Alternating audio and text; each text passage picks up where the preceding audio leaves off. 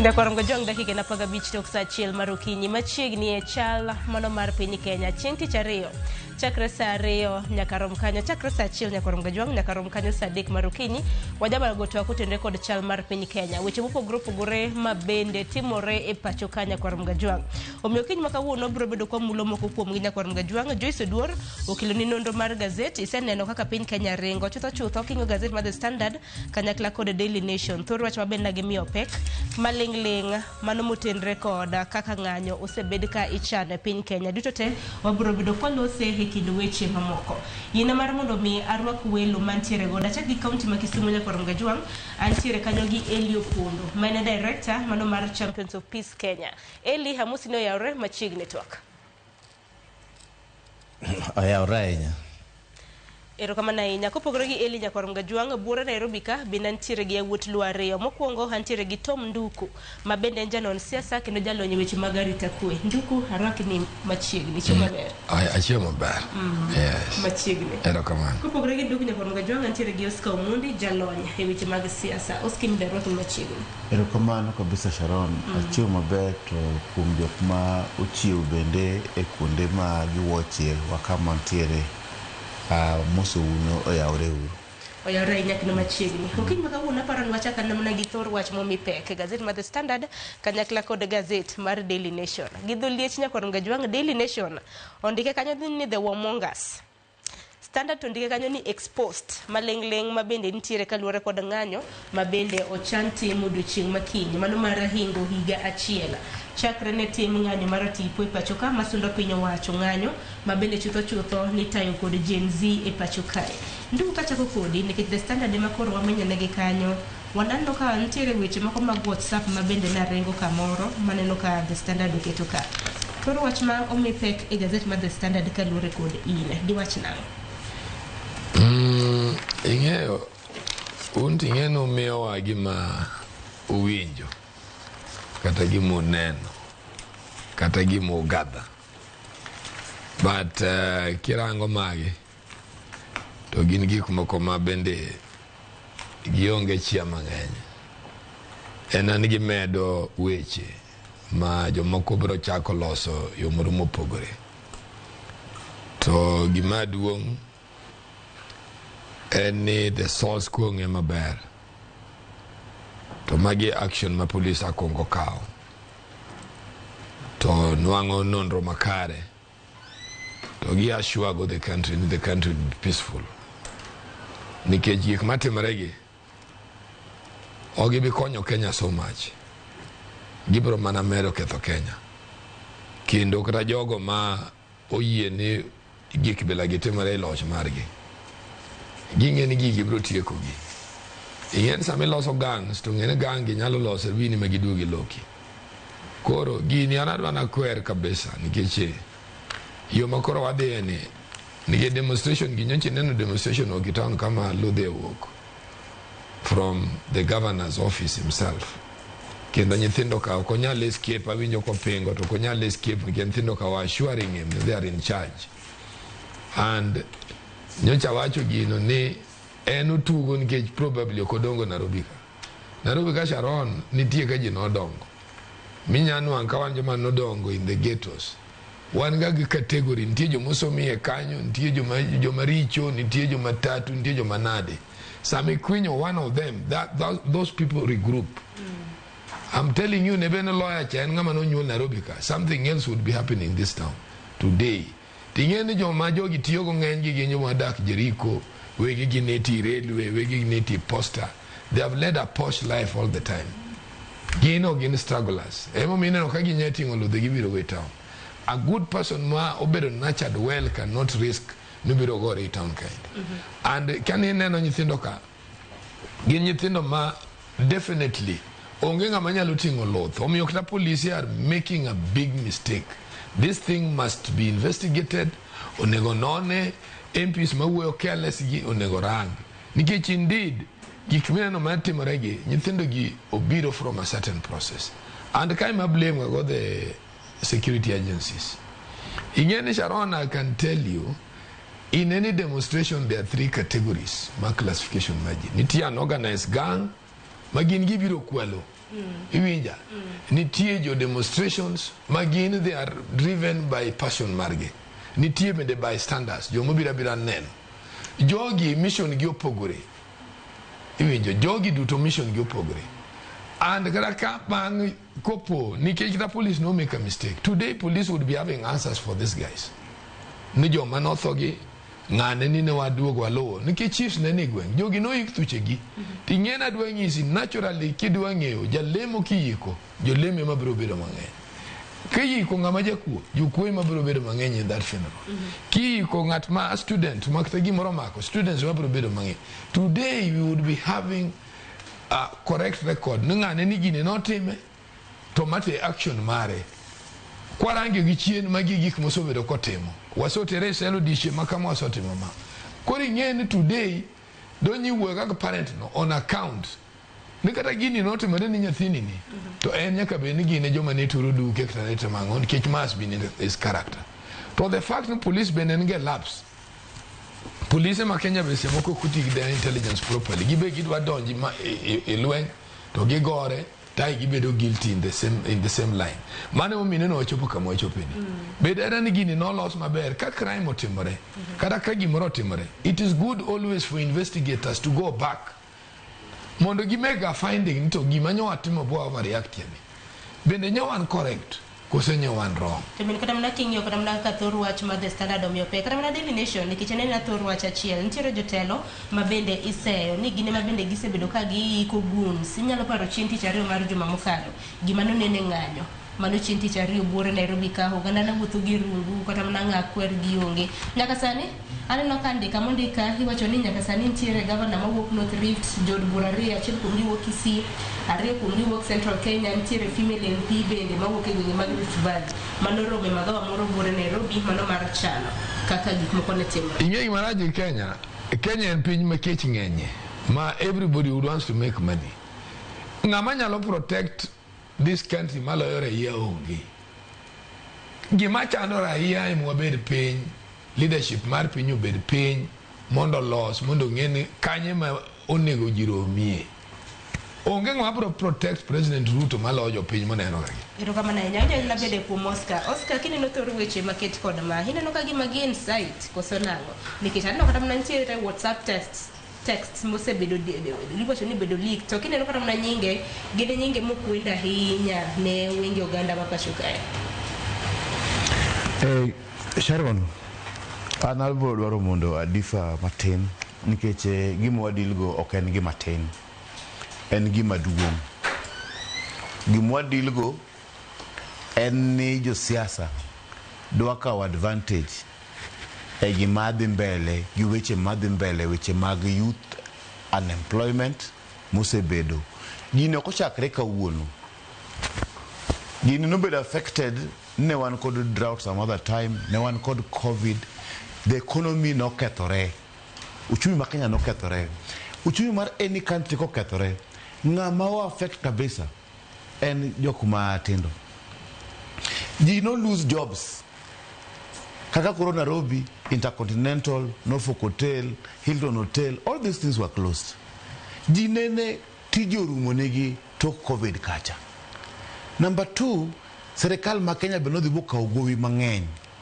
apart from gowi no ntie wacho ni $2 billion no kochopo kata Kenya ka no nego bed create employment sani koro nyaka jok makoro wacho ni guns gi these are Gen Zs go be podi problem en na lack of employment gi kech inyalo luongo gi ni protesters kinyi luongi ni guns kinyi ang'eyo ni gino notimre Nairobi town ka but jogo ken jok moko mane strangers ok ne girwako masks they came in town gi intention to do what nigi bedo nyaka bed nitie jose moko ma bende support one side of the divide to kelo gi ni mondo gi stop vandalism ma was being caused by one side of the divide to johala ema winjo matek ahinya gini kapo ni mondo watakole even the business community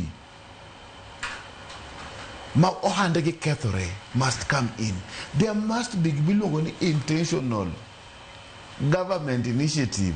Piecemeal gik moko ni kaka koro kazi kwa vijana, kazi kwa mtani, gik matin makao jo matin. Matin.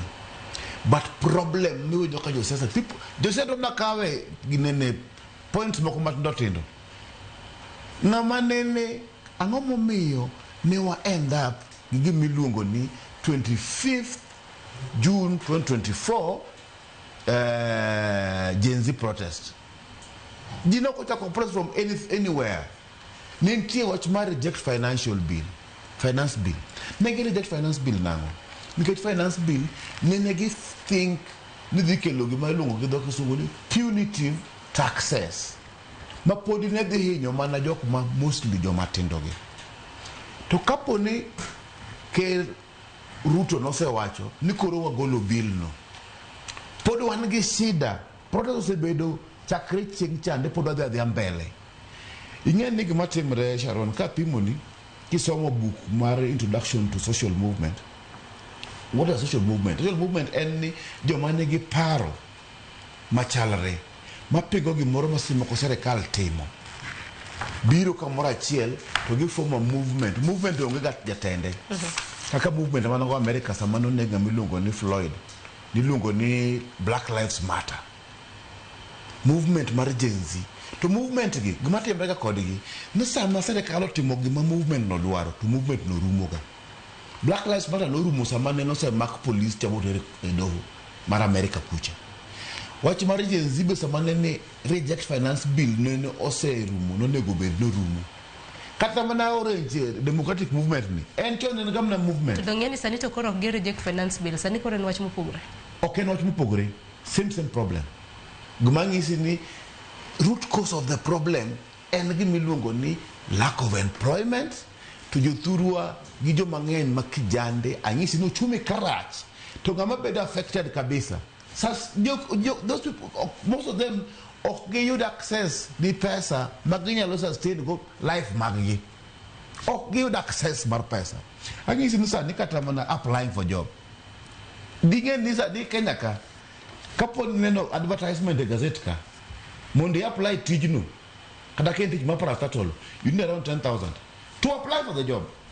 Nikech EACC naki it very clear the EACC 1,500 naki bede clear the police good conduct 1,500 naki bede clear the help 1,000 almost 200 pesa ko kere wote transport photocopy koro it is even costly to apply for jobs. Monego bedni mondo wa solve gini. Onego bedni wan kod gik moko kata koro sadi koro adno ka serikal kel ma kan empowerment programs and what have you. Mago to piecemeal. But gen gik mase moko nyalo cushion the problem ma wan go. Shida mantiere nyithindo mineno ka udhi protest gi magi do miluongo ni Gen Z gi the young people. Joma biro makro oluongo ni gunska. Maka be the same problem ma joka dege ma joki benigo. To josiasa mabiro samoro siayo gi. Josiasa to koro kaw advantage mar gini. Ng'e kata nyithindo mane no dhi wach mar protest kande. That protest was very good with very good intention. The first 2 days my protest go Sharon. Emmanuel nyalo temo mondo koro we will kawuon. They were very peaceful. Ne gin gi kitamba gi simu. Police be nitiere to nok gogi. It was very peaceful. Sama nyithindo moko no donjo. Bo use violence. Makoro wango Supreme Court to wango Parliament. The police also got a chance to justify use of force. Ero kama na nyama kama kage kanya penya na bende Elio Pondo kaka nena keni eli bende sido thuolo mar ng'eyo The Standard gi Daily Nation walo sethoro wach mabendo mipekili. Ero kama na Sharon. The Standard gi Nation ogolo report ma be okobwogo wainya ke dwe mar adek the National Cohesion and Integration Commission nogolo report mar the status of the country and gima ne giwacho thoro wach mane gigolo report no ne giwacho ni Kenya political stability and at stake nikech criminal gangs oseket kuonde mopogore e Kenya ka gi politicians. Report mar National Cohesion no bende corroborate me kwa moko babeno wasatimo tok election ma 2022. Wange maber ni 2022 election josiasa nokao vijende moketogi in different groups, and they were benefiting from handouts mag siasa mar 2022. After 2022, nyithindo gi nowe ka hang. Sama nowagi ka gi hang, they ought to design survival tactics. Mane momine no kasani gangs obiru mopogore moko nyaka protect jo kanisa, moko protect jo siasa, moko protect jo business. Koro gigi king'iyo gi te to gikelo picture moro ni Kenya ka wan gi national securities apparatus, then wan gi civilian security in the name of goons. And it is very, very dangerous to a stable country kaka Kenya. Police is at stake now. Gigima osetimore. Especially Tomaro Juang, Toge Musebedoga, even 2013, 2007, to 2017, 2022, wasebedogi demonstrations mang'eny, kata kisumuka osenegji mang'eny elwet police. Tomago te temo miyo jopiny bedo gi ichwang', ma sometimes ichwang'ino gi vent out during mandamano. Nyawadwa nosewacho ni during demonstrations wan gi 3 different people. Nitiere jo ideals, joma owuok ne ging'anyo because of wach moro. For this case, Gen Z. Nitiere joma kao advantage, magin jokuoe gidwa distract attention. Then nitiere jo passerby, magin gibeda gijoin the whims. Koro king'iyo magitem, ka police oko control the crowd accordingly, to mano emomiyo weche moko dhiga matek. Number 2, the kind of demonstrators mwaneno sani are very combative demonstrators.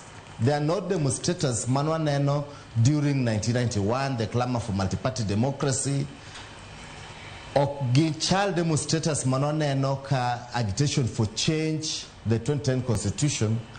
The current demonstrators are very combative, very firm, kendo ogiluoro kata police. A case in point, mineno ka demonstrator de to golom mask a police. That incident alone sends a very, very bold signal. Ne demonstrators masane gin very, very combative. And mananja kwaduoge drawing board, ne which kind of demonstration was envisaged in the 2010 constitution?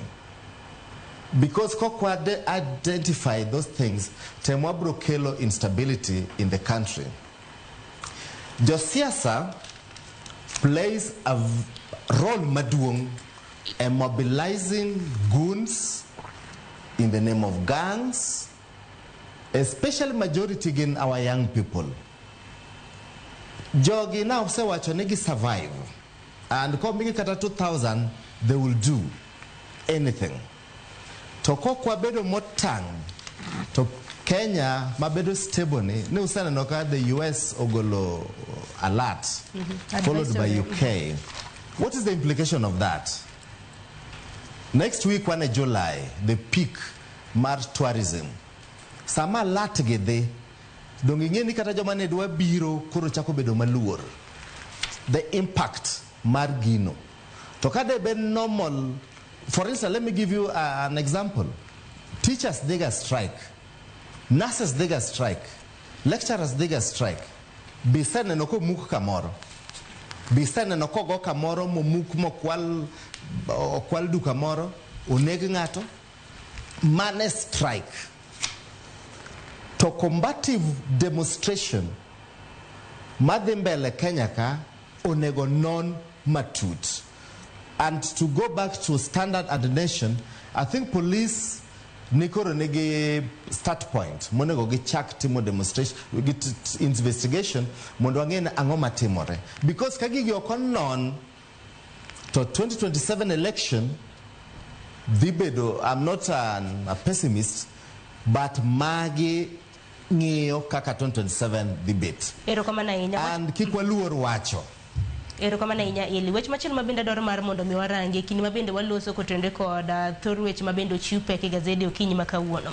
Wang'e na ng'anyo nikech wenge duto te ng'iyo ng'anyo makinyi kini mabende kinyi chin tarik 25 nyakwarom gajwang' higa achiel chakra ne ng'anyo mar sundo piny owacho ne tim ng'anyo mabende na nitiere report mabende nochiw kanyo gi IMLU nyakwarom gajwang'.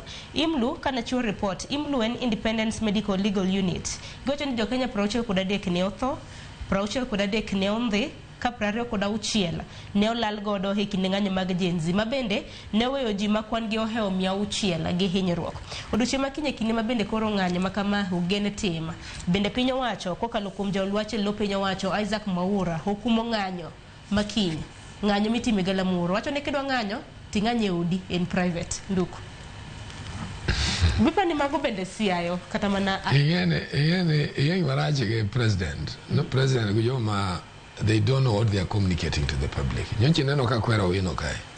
Kicho win is the head mar communication mar government. Ene monego kuongo otere jogi gima kuongo. Ikos mondo ngis jogi gima ginyalo gacho madhin the public. Gima duong' ma nyaka jinge en ni sirikali moko tingo jomariek. Nikeche problem mar jogi ena. Problem mar jogi en ni jowa notho pokwa neno yo mora mokam go hapi. Problem ma jogi nitie joma nomaki ma pokwa neno. Nitie jomolal ogitho ogini jela wakia kama gintie. Sirikali ma feel bold enough to gibiro go cases maging'eyo to giwacho no ma wang'eyo mano bedo kama ng'ani no nege en ng'ane ka ng'ane data mwan go en ng'ane chal kama gichiene kocha chie manotho ni either nonwang'e kolwari lo or iwacho notho to simoko bunde ne konege ing'ani Sharon anaso bedo in politics for many years kendo politics nyaso budhe kendo aso bedo kati committees masiemo kuonde me jogore ding'eni sama lwenyo timore ng'ata manotho even a natural death en ng'ama sirikali monego kada jakuo moneg mane piny moro en ng'ama sirikali monego emomiyo awacho ni sirikali man weak on how they are managing their things. Sirikand ni nyaka bed gi joma beyo mong'eyo gima timo. They don't yield to pressure. Gibed joma ka gimoro timore, they are also able mondo gidog gibed chien mondo ginon gik miwacho kuomgi be gin adier kose gin mriambo to ke gin adier nyowa tiyo go force machal nadi omiyo gimineno miwacho kaini nyithindo gi until today government pon go chance Mwaura no kai ng'ama riek to ene manyicho dwaro jotend jogi to wuoyo go ongiso gi ni where is the problem gini notimore to bende nyakung'e nitie kuonde moko makwa nono to anwang'o ni nitie excessive provocation mane nyalo kalo atua ma ng'ato nyalo lalo ngimane how marach ni ng'ani manolalo ngimane kita police be nolalo ngimane nitie seche moko Sharon ma people talk proactively to ka gichako go breathe fire ma breathe you can't breathe fire to a population machalo jogi mani invite gani ge come in makoro siemaliza kama mano is uncalled for. Ingengra sani polisi wagi mapoko bedo confidence awacho ga kita sani ni polisi ka dwara yo moro ka ginjo manonge pango security maber bugi pang security bugik mana e parliament road kacha nyithindo kada ko muomo to problem gi ene gi chako gore gi jogi river road koro jogi go gitu gibiro when you see the golden cup what will you do? You will go keno kanye mangato medo ga speed mugik. That was the weakness mar the organization, mar the security of that day. Omiyo gigi ananyalo wacho sirikal pod nigi time kawuono nyaka godhiambo to be na woro kaka sirikal ni be nindo ni nyaka sani pod gikia jotelo magigi magi nyalo luongo bigi wuoyo mesa. It's a very funny thing nikech gimone obeni gi negi sotimo ne digi dwaro vijande gi digi dwaro parents mag nyithindo gi digi wuoyo go digi wacho ni gina gini to notimre but kwa nono mae gimo timre nyaka wabed jok moko mantie time ma we are able to build peace to peace okibibiro ni ne midwa ngato ngame henyo no kene mobio kwa peace that is not there serikali be nyaka ngeni seche moko they must learn now to start thinking positively no mistakes nyalo beti to ka mistake obeti how do we go in between them omio this analysis majo imlugologo they are correct the only thing and now their data is not very much enclosed iwinja so gimone go team by today ka serikali ber minister mar security should have sat down oluongo jogi oluongo Gen Z odwar gi no okay if you cannot come then let me address you koro address you with the fact findings koro ka kingi kano then they can now know how to handle it nike kata jogi por nyalo gomo through prayers iwinja magi gik moyiendgi and okwanyal wacho na seche duto we have to provoke war the way my things are going is not correct okwabitimo gima ber no pinyni eraneno ga jimil record to aparo nji mang'eny nyaka bene onge Nairobi ga 207 yo manoneno 207 maber manodhi city mojaribo neno kakoro ng'ad mama moro gi nyathi and I think that is one thing manok liki we Jakom bujakom duogo piny jikiaga samane wadonji mochari maskuku kar ng'eni skuku no sobedo ng'ama duong'e no chanya kama itigo ko elo ni some of the people noringo samane skuku elo ni Jakom oneno ka ng'ad nyathi moro ong'ad mama gi nyathi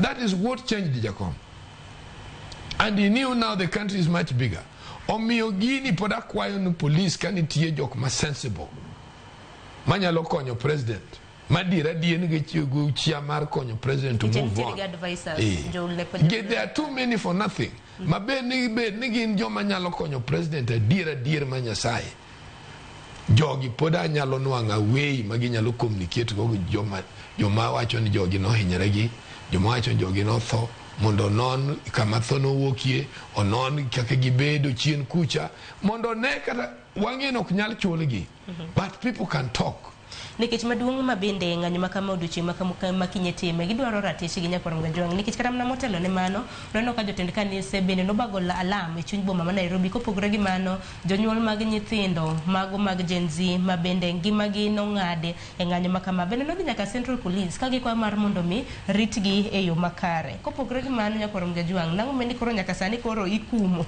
ng'anyo ma bende Gen Z mano kanisa mane Sharon dong ni neno kata mana chuny boma ma Nairobi kanisa gimano mess this country kanisa gimano mess this country ing'eni jolemo gibendo suwa bedo joma kineno jo kanisa ka obagala katine gionge zani yogo kunyal guide ji spiritually they should just leave the country to him kama na Oscar apparently we are diverting from the real issues to gumatimre okate mukurano akatimre kendo manyalo bet no dak no discuss kai we are just discussing for example King one commemoration mar the Gen Z and the deaths manene o kakande tangisi ni ang'o manokelo shida for example nduku wacho ni government spokesperson lugo ninga Mwaura ni mondo gimany jotend jogi or jogi and then again ni saying ni serikal ni bende kapok ong'eyo kama jotend jogo ntiere awacho ni nitiere ngamundi ko book milongo ni introduction I should share with you gino cheng moro Sharon Mondi some o define gimilongo ni social movement to gini en gima ongiga all over the world scientifically researched a social movement has no leaders onga jotelo sama o wacha mi example kendo puji ka ngama ni projects 101 ni a social movement en gima nigi flat organization to gini jo mang'eny manigi paro achiel nikech seche moko sirkal timo gima marach to giwuok gi pachgi no gima lead gi en pachgi cha onge nitiere ng'at achiel ma jatend jogi seche ma wan kod orange nduku nitiere orange movement no machanen giri njo kanisa seche mane ne Kivutu nowacho ne joma pingo katiba 205 gibro bedo jochungwa to jomoyie gi katiba dhi bedo jorabolo inyaparo koro a social movement called Orange Movement neno chaki owinjo maber en jok mapingo mamano ne pachgi ok nen organization seche ma that social movement or achieve gima gidwaro chande that is the end of a social movement sama kendo kibinogo okwan kura bo yudi ne jo Orange ka olocho kanye ma Orange Movement no rume chiengno. That was the end of it. To Najib Balalo chunto wacho na ile Orange Movement itakuwa chama. Get transformed from a movement to an organization. Organization mikiki milungo kudoki sungu ne hierarchical leadership system. Mantie chairman, vice chairman, secretary general, blah blah blah. Jominya luwogo as individuals. Oh, you know maber. And leadership structure. Koro problem mantiere ni je social movement no rumo seche manene president neno reject neno accept koro the finance bill or pull out kanye majen movement no rume gima kori tiyo guma kawuono koro jomoko koro politicians no the boy infiltrate gicha bagi loke gimoro magidwe tiyo ka gidwaro unfortunately koro jidwe win political points from government side and from opposition benches to gitiyo gi gini lakini gicha kumadira dir endo no rumo samanene the finance bill was rejected watch mar make kaka koro mar America social movement moro I know many social movements most of the mbele mar America chande Black Lives Matter sawo mak police chande botere do mane kamorume koro madhimbele ni mangisi ni wa divert from the real issues angisi nesa mochumi mar country rach to hinyo ngama thin. Number 3 gik manduko wacho which are very right ni seche manene joka crack down ka joko se infiltrate gicha but that revolution turned violent. Government no justify use of violence nikech serikal to kikawuondi en kende a organization mangi legal use of force. Ngene serikal bonde ma serikal kogoi to ken illegal. It is legal.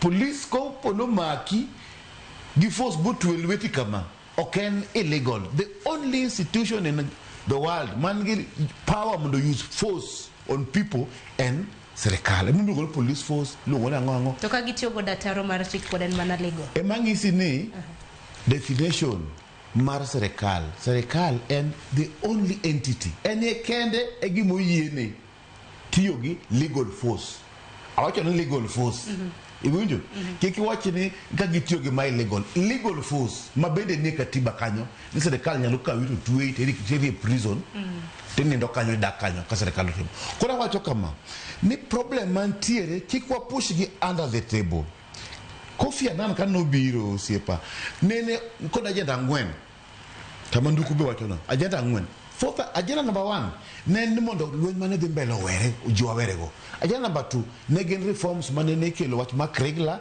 reforms mag kinene institutions bene nitie ne wan ko kanyo number b angwen adek nen wach ma reforms mag lands iwinja to number 1 ma was the most crucial ma pokwa tiyoga go be pokwa cheko monego bedwa document cha kada mama jogi golo mag jo NCIC gologi imlu gologo document manene wan go 207 violence chande no wacho number 4 youth unemployment nikech Kofi no yudo ni nyathi ma ja Kenya kapo ni miyo siling 50 kata siling 100 nyalo cause a lot of damages koro pokwa address ega covid bodugo biro bakoro kiwe youth kande joma koro ne ntiri tich moko gin youth emano lose job that means the youth mono go better join no ko join emomi nyithindo gi kapono wang'io street gibiro nyithindo mang'eny kabisa mokti moko kuomgi are lawyers moko are doctors moko are artisans moko are engineers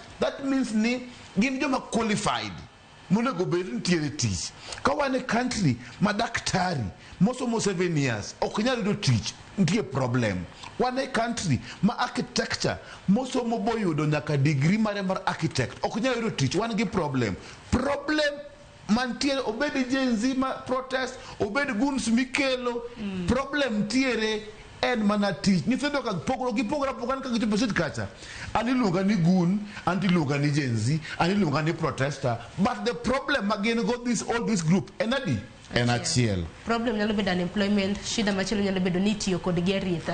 Gumo nyalo ti kodgi, ng'ama nikech maonge employment, onge ng'ama wuok e tich ka kaka koro Sharon matiyo Ramogi ni ok nyalo wuok ni dhi timo protest nikech en e tich. Ng'ama yudo pesa bende tijeno be odich. Koro jok ma kiny dhi e protest gi, jogi tete. Joma kiny tiyo ka muindi ok bibiro. Joma kiny tiyo kata mana e university mapuonjo nyaka japuonj mapuonjo ke primary school ok gidhi biro. Ng'ama dhi biro en ng'at ma onge tich, kata kapo ni wawacho ni frustration ma en go, gin gi frustration ma bills ma gin go ok ginyal chulo, to gisetieko university, moko osetimo gik madongo monego bed ni ginie tich, tiche ma onge. To ka tich onge, koro sasa kawo advantage to miyo nyathi kong'o, miyo nyathi njaga, to miye pesa machiegno. Kata guns mane orgi nomigi pesa machiegno. To bende ndalo moko niyo ka sirkal be nowacho ni some of these people civil societies bende kawo pesa kuom jok organization maloka gi. To ka kawo pesa kuom gi, iyudo ka seche moko nyithindo ka kinyo mak, to lawyer biro Central Police to wacho ni Sharon, Nduku, Oscar, Gang'ano biuru oko. To ntiero nyango moro ma en bende omake police ok owinjo nyinge, nikech jo organizations mag civil society kande were ready with their lawyers in case they are arrested. To ng'amo bira ma seche moko en obiro kwa hiari yake, to Nduku be opango ni groups gi ng'eny, ji kawo advantage mang'eny. Nde mabiro kwela mabende en process okia. Ntiere ng'at ma bende obedo sponsored gi ng'ano gi NGO, ntiere ng'ama obedo sponsored gi ng'ano gi politicians gi bende mopogore. Koro ji bedo sponsored mopogore, to mana nikech ji onge gima ji chamo, koro kiyudo sponsorship cha ang' ni dhi adhiya. Kendo be ng'e seche moko imiyo ji pesa, to ok ni imiyo ji pesa kapok uwuok timiyo matin ting'iso ni moro tidhi miyo kutieko. Erokamano ahinya. Hakeno Pondi nene gi wang' mane gintiere kaunti ma Kisumu.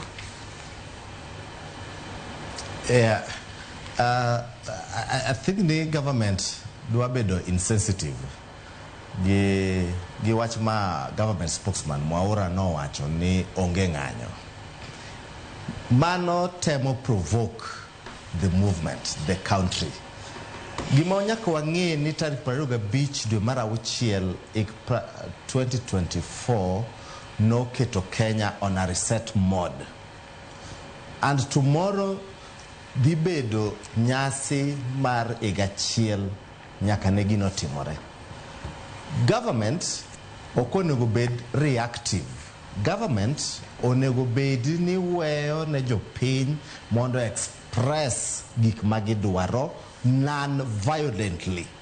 Kenda the stress non-violently.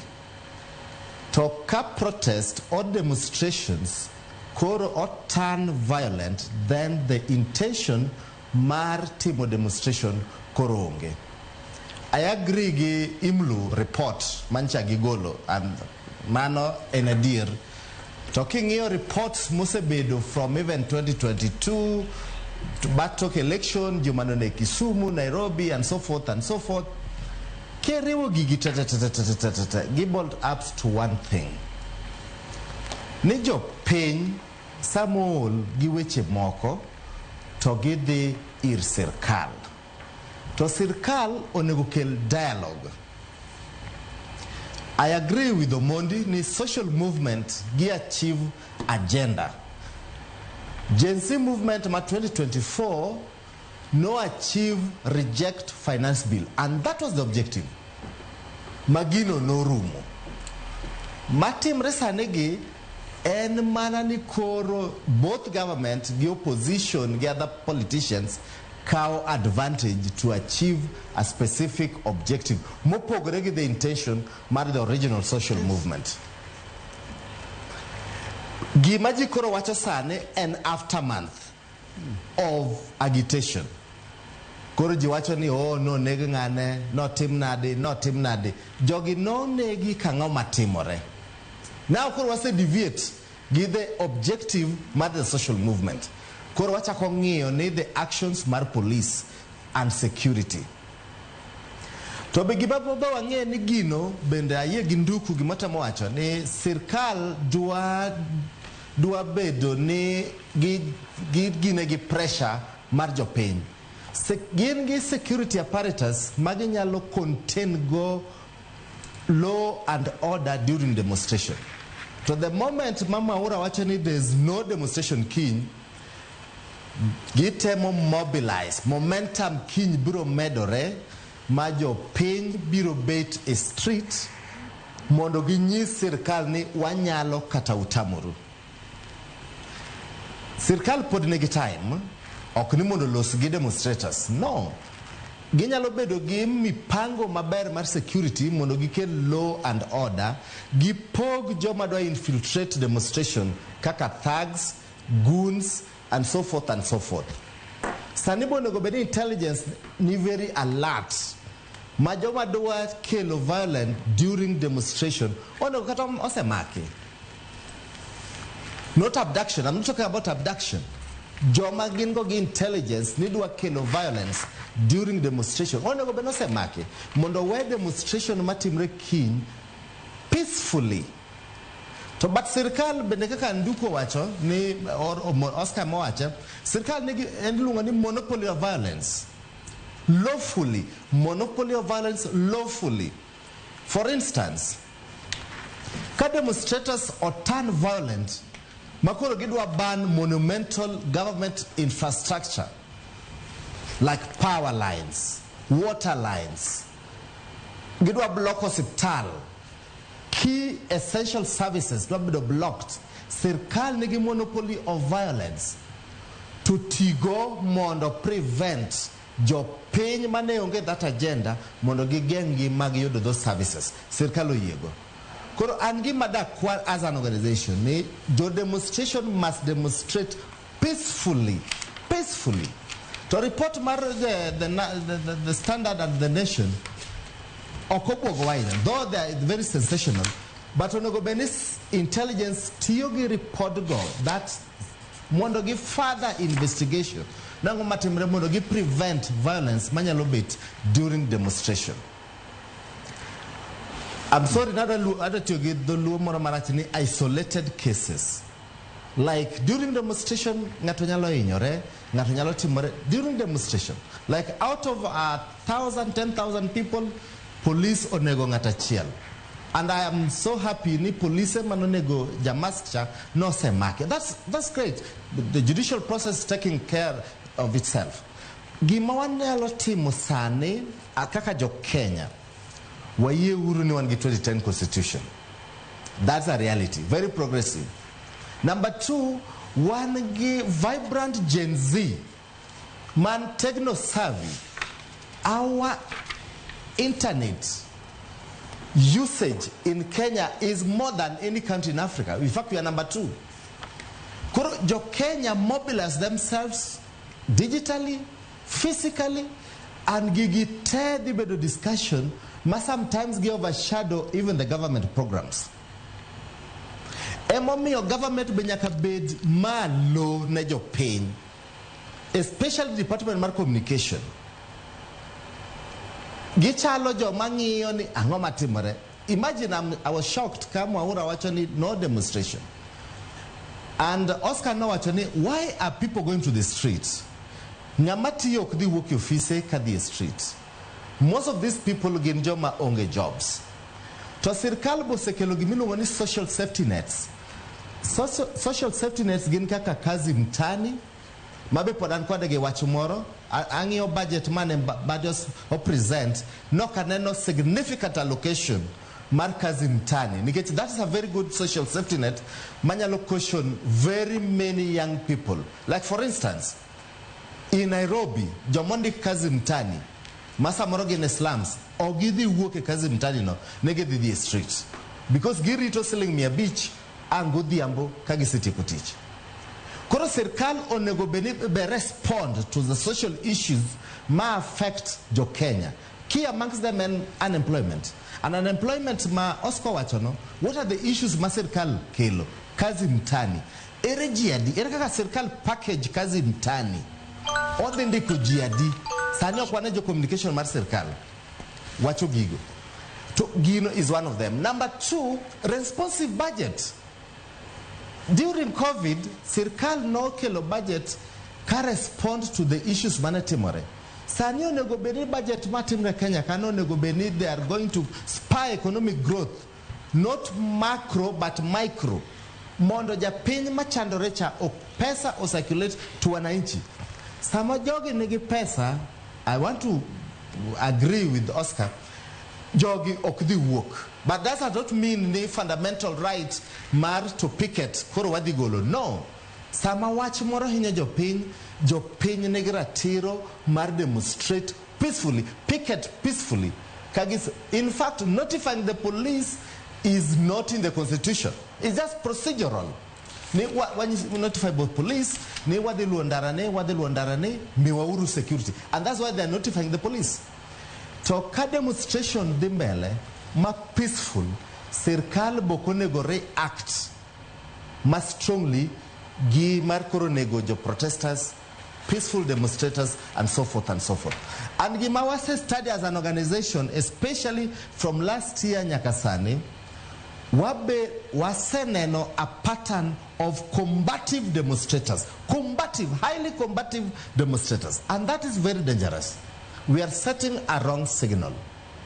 Ero kama na inya ili yeno and gimabo yes. Ero kama na inya ili serja sero mini saka na kau yung matin hangin mabrubido ko duogi mathuth nikech podo donge sa achiel mono mar to akotende ko Chal Mar Piny Kenya nyakoro ngajwang ote hiore lai mago te machoka rede ka uchiel nono mbui mago ganda haneno kwantira achiel kachiel e mbui mar Facebook kanyakla koda YouTube gi Citizen Digital hakau yung matin.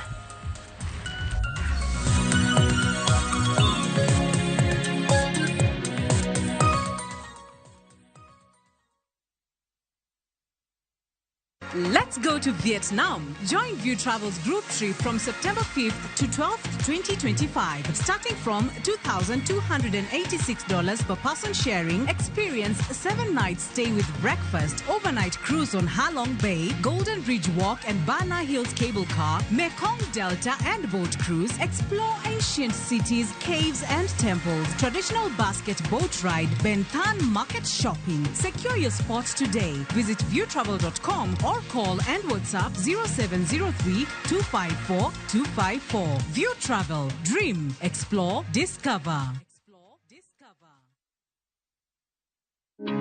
Riuri kodwa e penj laktar tich ariyo tarik 24 dwe mar auchiel higaniendi ka osirni kod CIC Insurance Group wadhi bedo kod Dr. Bonke Arunga kolero ni matut ewi tuo mar ringa mar remo kata sickle cell. Penj laktar gi Ruth Otieno saa 12 mamidhiambo kik bai.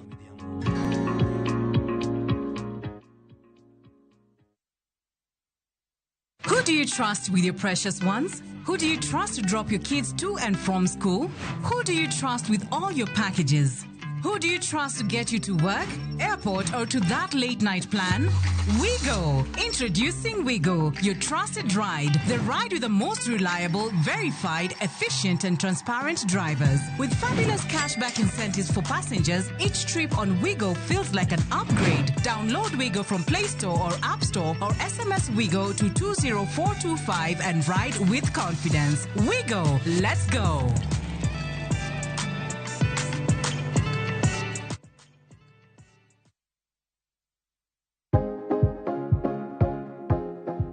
Oken gima wendo ka ilalo yier wiyi maromo e kind 100 nyaka 150 kuom odiochieng' achiel kende. Kik chandi ni mar en gima timorega. I couldn't take it. I had to learn to live with it because Bob is no more. From powerful Kenyan stories and entertaining local content that speaks to your heart. Niko na big money. Sasa wataniita Big Daddy. We've got it all. Own the moment wherever you are. Experience Kenya's stories and Kenya's spirit only on Viusasa.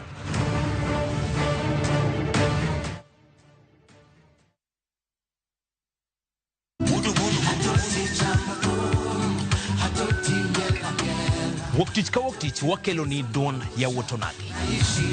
Kabinet chario kati chario nyakurunga juang en odiochieng' mar yuto mari. Chieng' tich adek kati tich adek nyakurunga juang en odiochieng' mar mine nyalo kachiel koda weche hera.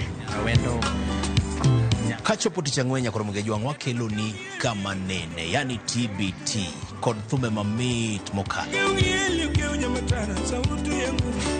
Furahide edition en thum kaliech. Loso kapuoyo nyakurunga juang. Ka wakelo ni jo thumbe mopogore opogore. Kanyo ndio bende wakelo ni gimiluongo ni Bes Yawa.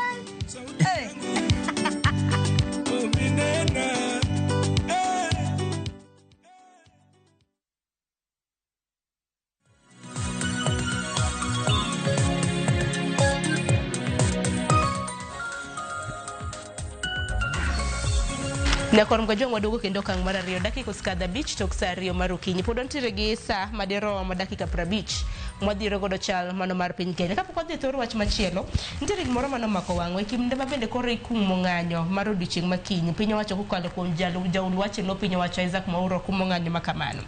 Bende paro ni nduku kachako kodi jo nitiere kaka jotelo ma bende kanda mag gi waseneno kuom ranyisi ni jogi ma William Kamket mano jaod bura matiati nowacho ahinya nyako tenre kod ng'anyo makamagi. Be paro ni riwruoge kata mana bad migepe mago mag piny owacho ninde tijgi NCC sandino segolo koke samoro mocho ni odhi ondik dhoge nyaka sani pok waneno gima kamano. Mage gik maketho no president nige sama jogi wuoyo manga mai kama president aye osoro ni en minority leader I think chief whip aparo to en majority party whip to en mo behave kako behave no. What is he telling the public? And gine jok mabe kirangu chini kucha ni wacho nene guwarupe moko ma gende ko jopuonj ma ko keti competition. Serikali odoga chien to rangre no, what have we done for this country? Are we living to our promises? An gik mang'eny ndio kadwa wachi gigi nikeche an kama chungie ingeno mundi wuoyo eni ana wuoyo kaka an investigator onge a social thing onge a Moffas group nyalo ka chiem moto chieu ngin gibedo driven with an ideology. An ideology must have progressive team that leads them. Your team of finding you have make sure that one I want to tell him as an investigator. There is nowhere on that. Maji moko nyalo chia pirario kada najo lemo ntima motelo nigima lemo. You understand that thing is not there. Definition MacBook give away kilo on practical things. What they mislead the country. The truth of the matter is nitie the idea ngatma also bedo kawako. Nyine no kutawonu nganene. Wono juan kayo wake ni pesa moko nchore ni nyogol. Iwinja. Ngamanjo kesamani oro pesa no. There must be somebody who was coordinating. Samanyi golo gigo nyakabenti ngatmanyi coordinate. So the truth of the matter is the country must be kawan leaders a deal. Let us have leaders who can reason and who can be able to handle problems. The president himself onge manyalo wuoyo on his behalf. By evening today, Kongama Bear, let him speak to the nation. Kada deputy mari with the nation. Though deputy mari to onge utekumate. But en onyalo wuoyo with the nation. Iwinja. Nikech mokwango. President nyakanginen president of everybody. Ngama kuduare, ngama duare.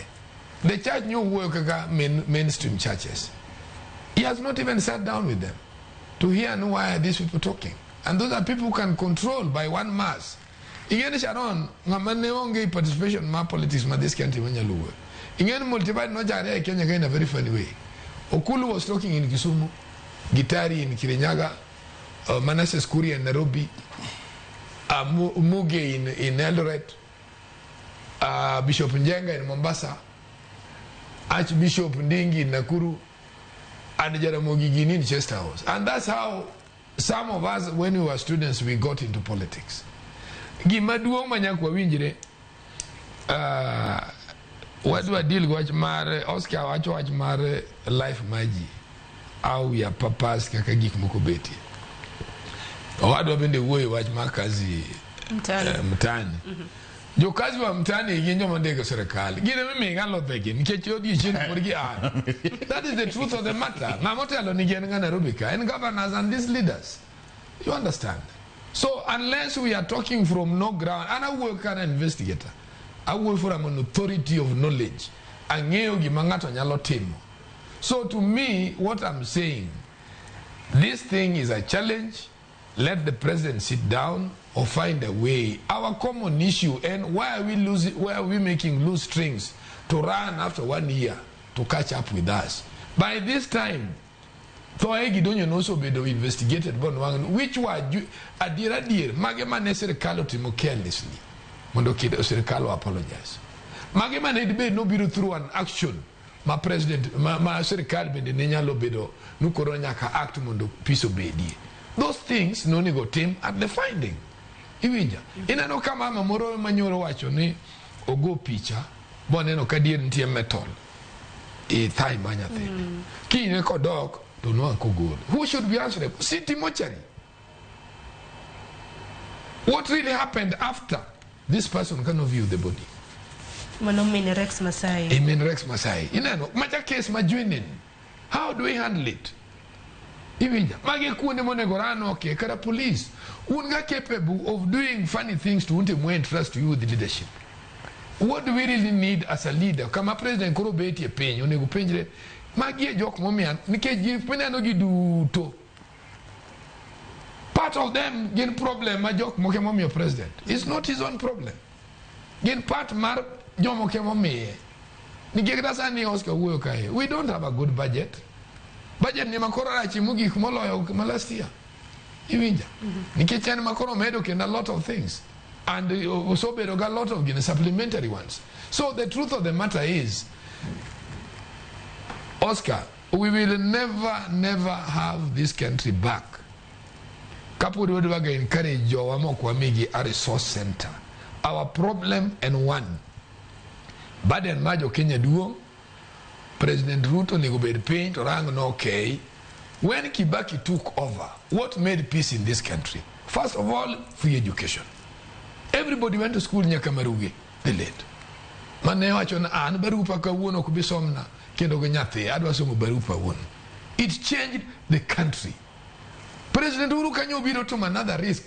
Secondary school free. President Kenyatta, what does he expect? Health is another thing. Sona mokai Mombasa kunya mitu. Sona mokai Nyanza nyakamitu. You understand? Mokai Mombasa bado na kudo dendi. Imija. To mokai korwa to nyalukta negi. You see, we should find out some watch near to Terrio Sotato Lal. Karagik Muacho no devolved counties. We devolved a lot of problems. Korogi Maduong and the country people should sit down. Oscar Unenyo from political science. You deal with the human mind. Why don't you think on how we can now bring up the good country? Nikirakirango the way more employee guji. Our problem is in the course of leadership. You're more employee or cannot deliver. You're more employee and makwaloa. You're more interested in leadership and mamayoa. This is where we should sort out our issues. Makama no podonge. Onge hope momeng anything gini giberi hope moro. Por gibro beda our problem. We are still going to have issues. Nyakwa kwangwarang. Nicha ingene kana nanyoro. Saningene governor zoero okawa another pattern. Gikawa pesa moro to gitero 6 months. Titeru cause this summer. Plumbing, this summer.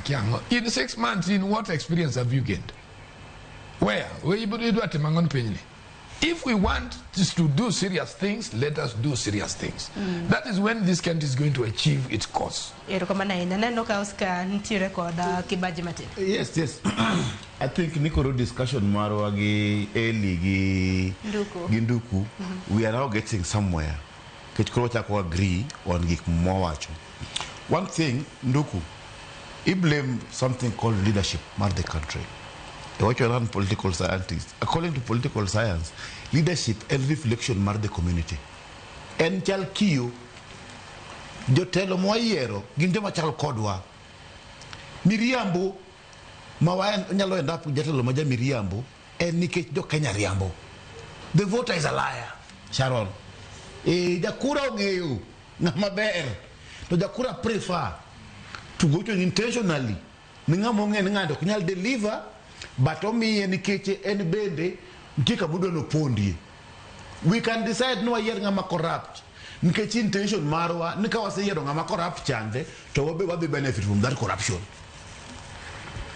Ok ni wakia gigi, they present themselves. Kolo leadership nduku, you know very well, and you know niki woku gunja to inge leaders ma gunja te tinge maber tinge maraj inge gite tinge maber ndio thurwa. The year of probably the worst.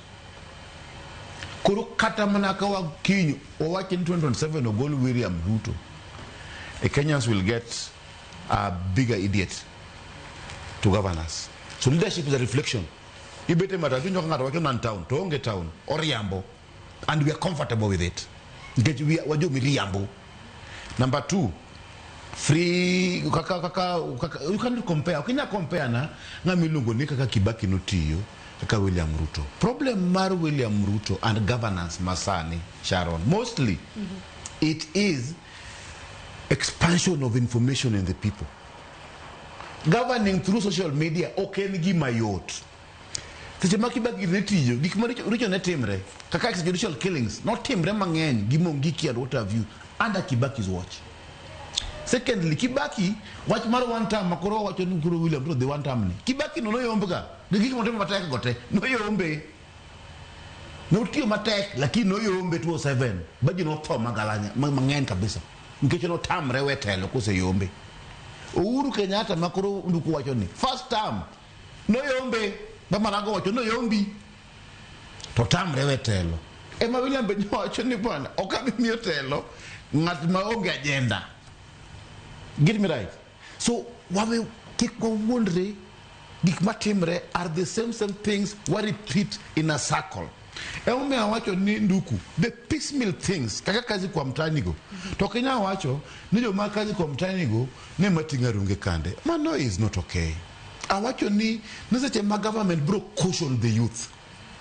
Mabro kelo kazi kwa mtanigo kata elibono kacha.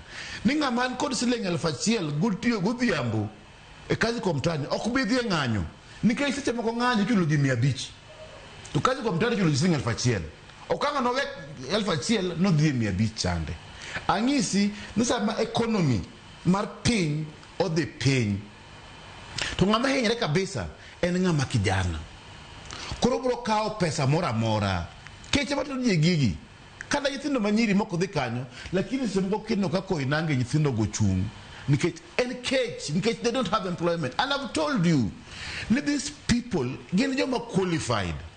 Koro, wange the bigger picture. The bigger picture any wange kakawanya lo cushion. To bene kakawa cushion gigi. En kakawa temo, dig milongo ni mid-term solutions, long-term solutions, short-term solutions. Short-term solutions, what imango? It's what imango social protection. Inya paro kana Raila Odinga gazi mio ni ntire kod gimoro ni families ma vulnerable. Wabro yudo nigi 6,000 per month. Mondo gi cushion their systems. UN, United Nations, nigi a very serious agenda mag milungo ni social protection. Emomio, wacho ni miuruji affordable fertilizer. Keloro affordable housing, keloro affordable kata gas cooker, mondo jobed caution, mondo lives mag jogi onyalo bedo sustainable. To ka koro ng'ato nyathine tho nikech yath mar siling 100, yath mar siling 1,000, it is not okay. To gigi timore, to okinya blame everything on one person, the chief executive of the society. For example, watch mar nyathi miluongo Rex Masai. Gimama tanyoro nyo wacho the part ma okwangi in that case is in court. So gik mama ni wacho ki they are true nyalo bet kaka no chimo kongo chande but obe onge tools mro verify gimojo. The truth of the matter bullet koronge don't know to nogo yo picture. Yes. Yes, but again kaka kodo ku explain kama nago picture was there bullet. Gigo are being discuss the court. That case is in court. But you cannot interfere the crucial evidence. Nduku an investigator. To nduku kanga to thoni bullet mogoe. To already samokoro wa the court, that bullet has disappeared. Because kita no be protected from the word go. Issue my demonstration. Ingena debate ni the act of parliament mangane maruku nyochondiko. Problem mar katiba maro wa Sharon. En nisi jamani waketu katiba nini pokwa operationalize katiba. Operationalize katiba en ni for example Gen Z's manene o amwana gi take over power 25th of June by occupying parliament for example. Ninegi invoke article 1 of the constitution. Ni when you fail no kibere represent mabere griffin mi oro kande MP mi oro kod yok mi represent kande, you can take power for yourself as a Kenyan citizen. But the problem mantiere the article 1 it is not operationalized. How does it happen? The how ne no kobedo answered no kode mabere. Lastly, issue my demonstration. Article 37 of the constitution bende pokobedo operationalized. Wa onge kaka wa regulate the demonstrations. Momio earlier wacho demonstration can be peaceful. Early demonstration wangiyo periodically. How many demonstrations Musa Dembele are peaceful? And nikech wa onge gi acts of parliament ma regulate kaka what demonstration. For example, I wish somebody like Sakaja could have listened and said, Nibwana, king into demonstration. Agakano walk parking lot obedo earmarked for the demonstrators. Harambe Avenue, Iloro, no use of cars for the demonstrators.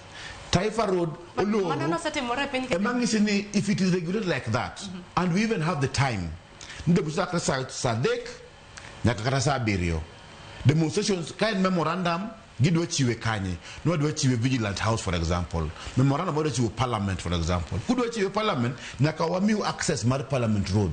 We must put police. That is the only place this is going to happen. Issue mar strikes, doctors and what have you. Giving a specific memorandum. They want to give the memorandum to the CS Health. The CS Health is seated at Afia House, my Upper Hill. So, okay, we look at doctors, a town. Give the Upper Hill to get you to get you to receive the address to because an organized group. But amorphous groups kakakoromwan gomar jenzini. Although nduku I invite to any agreement, any document. Abro kelo ni PDF and some matem social movements. All of them the system leadership structure. Sometimes dealing with them is very difficult. So what the government does, any term to implement if it is implemented, most of the time you don't even have to check the leadership. For example, Monduku explained kai nijok monego yogi police gi mondomaki nini nyanaka pono mak police monego mak Masai to that family become Rex Masai don't jok be more couple jok no abductions gi kaka nduku wachogi they held all of them kata watch mar ngane watch mar abato juang or said the Jokos been identified, they're being charged of murder. You see, halfway this case is solved. The pain of that family, somebody has been charged with murder. So Samagino Timore, Karasa Kalo be responsible, but Timo the right thing sometimes, so you don't even have to look for leadership Magajogi. Mikechigi make Agido Aragi agitate for has been done. Ndukuno agitate for new constitution. When we got Nikoro Wairo Nuko 2010. A lot of people, although people died, they might not on any. But the fact that Nikoro Wairo Akatiba might represent the larger majority. Katiba Machonta not represent Jumangen. Can you address problems, Masani? Issue mark governing through social media, Tokyo, everywhere. And again, issue my youth unemployment. It is not a Kenyan problem. It is a global problem. It's a problem in America. It's a problem in South Africa. It's a problem in Europe. Youth unemployment, the problem, the economic crisis, one national crisis, William declare youth unemployment, the national crisis, to bring in even the corporate and the private sectors. Near our Safaricom, Kaunwa internship, Jimoko GL Fareo, Nganene, Ngamatu Kata Unilever, Ube Kaunwa Jomoko, because the model go kai and the crisis mokmar, business people man Nairobi. for example, might lose millions of shillings. She will also come into these stakeholder meetings. No one say lose millions of shillings because of Nyathindogi Kagibire demonstration. Watch Mangana, watch Mar July and peak tourism. Kadaki were July peak tourism. Which was spent almost, the country has spent almost 50 billion, not 50, around 20 billion. Get Ulinzi Stadium, or again Atalanta Stadium, Gil also Kasarani. Because we are gearing up for Sekafa, Chad Mabiro in August. Such a Magigi Dimbel, the Muslim Dimbel, Iburupo Kajo Chan can be Pinto go watch Kaka crisis Monday the Kenya, we don't think an Imperadanya Logokan. We lose that money. Issue more tourism. Such a America say Oro. America is at war with Iran and what have you and Gamati Branyaka Israel. Semagasha watch on the Muslim Bakanya go Bendegi Oro alert. Jokadi Council and more people will lose jobs. Kini kawa demonstration. Onego bedno commemorate, for example, how do we commemorate? 20th of Mashujaa Day, Sharon. Wa commemorate ga Mashujaa Day. Waparo jok manene lives maggi author nikechnegi fight for our liberation. Donge. So we cannot go killing more people no waparo joka. Koro kini kapon gino bro disorganized. Kendo mean another 10 or 20 or 3 or 2 or lose their lives. Man of commemoration. Nyalo bedo wach moro malita hinya to bende koten record ni kaparo ni walok tanga bende kiwacho ni koten record lalo mag tije naneno kanyo nonro ni siling billion adek ilalo dichieng kod dichieng kinde mang'anyo makamage timore nikech ineno ka dukni olor manyiso kram na jotije ok nyakram na dhi e tich waloko na tanga nyakwarom gajwang wanana wach machielo hinya nyako ten record nek mano mar Albert Ojwang nyaka sani Hogai mano mar Jamin Buche ODPP nochalo nyinge mago mag ji auchiel mano donjnegi kod ketho mano mar nek mar Albert Ojwang. Sigana makama olos gi Cynthia Onyango wawinja nena bang'e habro bedo kadhi achiel kachiel nyaka iro pondo mar mondo mi wang'e jogo ma bende nochal nyingegi oting'o bila dek kod jopiny adek konjana sigana maket kod mana forwarded a file to DPP to charge some people, some police officers and civilians, but it's not the end of the case. We still are following more leads and more investigations before we can say we have now officially closed that file. Eweche mag jakom mar duol marango tije obila pachoka IPOA kinde machuok kende kapok Ogai mar Jamin Buche ODPP chiwo nyinge auchiel mar jogo ma odonjnegi kod ketho ewi nek rawera Albert Ojwang. Nyinge mag jogo ma ochwal mondo donjnegi uting'o bila adek kod jopiny adek. Ka obila uting'o OCS mar Tesendo Bila ma Central, Samson Kiprotich Talam, James Mukhwana, kaachiel kod Peter Kimani ma bende ong'ere gi nying mar Oledhi ni Kim. Jopiny uting'o John Ngige Gitau ma bende ong'ere gi nying mar Oledhi ni Kinara, Gin Amito Wabwao ma bende ong'ere ni Gilbis, kaachiel kod Brian Mwaniki Njue. Matin ne seche 4 bang'e, doho ma Kibra olokore kar nyiso lony kod ng'eyo mar chik bang'o kinde mag sirikal kod mago mag jogo ma omaknegi bura keto ywaruok e lela e nyim jang'ad bura Irene Kavetsa ewi ma okinde mag jogo ma omaknegi bura wacho ni sirikal oliwre chopo jogi e doho ma ok omiyogi ler moro amora. They were picked 15 minutes ago from their police stations. Without the state informing the advocates that they are being brought to take plea for murder. And they're not blinking. Sitting here knows about their advocates and knows the contacts. They cannot pretend today not to know. Ywaruok ma ochuo chieng' kuom kinde maromo dakika 30 ewi ler mar chike matayo kaka ichopo ng'ato e doho okelo doho golo chik mar chwalo winjo bura ni nyime nyaka odiochieng' makiny bang' fwenyore ni moko kuom achije ma ochopi e doho ne onge kod okinde. Hold on.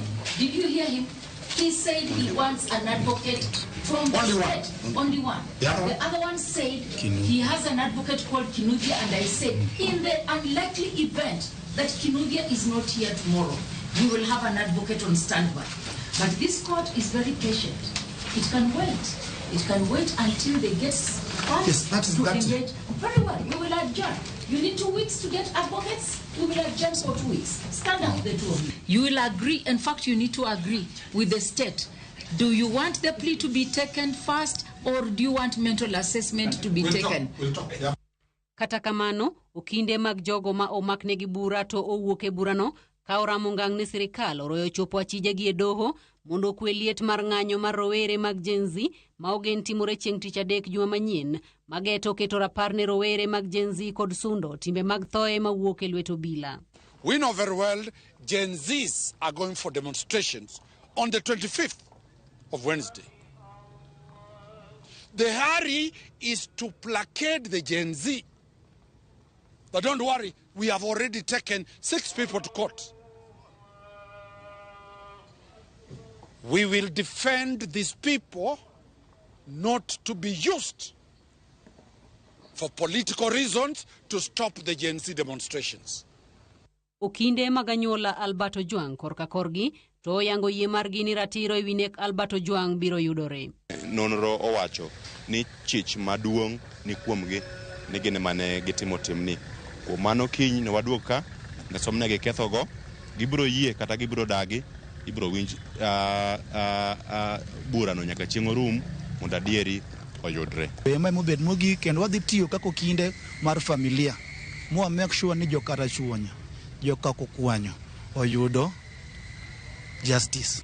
Burani igeno dhi nyime odiechieng' makiny saa 4 mar okinyi e doho ma Kibra, kinde ma igeno ni achije biro yie kata dagi ketho ma odonjnegigo.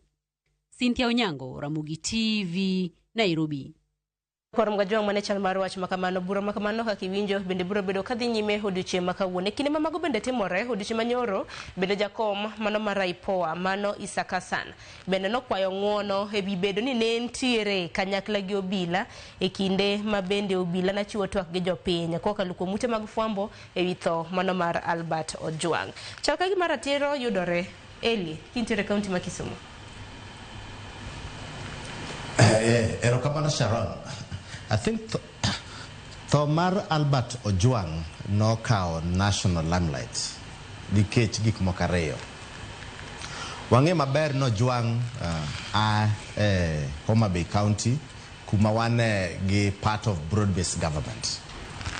And Ojwang' nowuok e lwet police.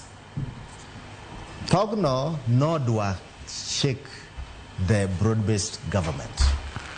And sirkal otemo matek ni mondo orikre gitero wachni e court ma process olu maber mondo wachni okel stability in the country. Number 2, case mar Ojwang' ok en isolated. Ja us mask cha be case ne dhi mbele. And amongst others, mamagi dhi mbele. Gima mora gi wach kesni ni koro sirkal, especially the investigative agencies, gibedo accountable to the people. Nyo neno ka jo piny koro penjo Isaka San en ja IPOA. Ere kaka odhi e press conference gi police monego beni en monono. Nyo apologize. So Ojwang' boketo security apparatus into the national limelight. Makoro gimora mora magitimo from stage 1 to the next ineno gi jopiny. Mamano be is also a lesson ni jopiny kowuok oko kamenyo gima gidwaro to ginya yudo change.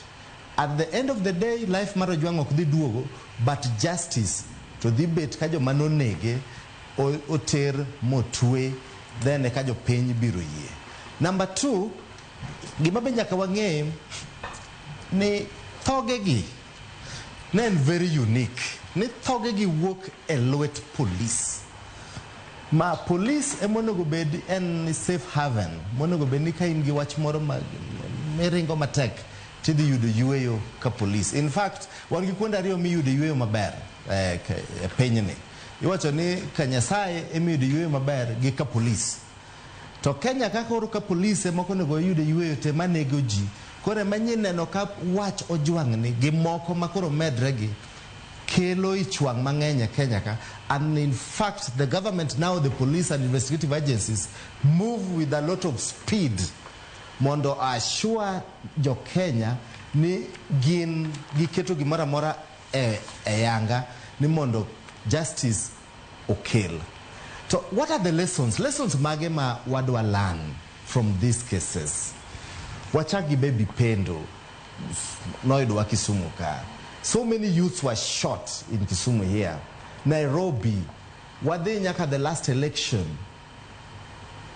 The last year during the Gen Z demonstration, nyithindo mang'eny nochwad bunde gi police.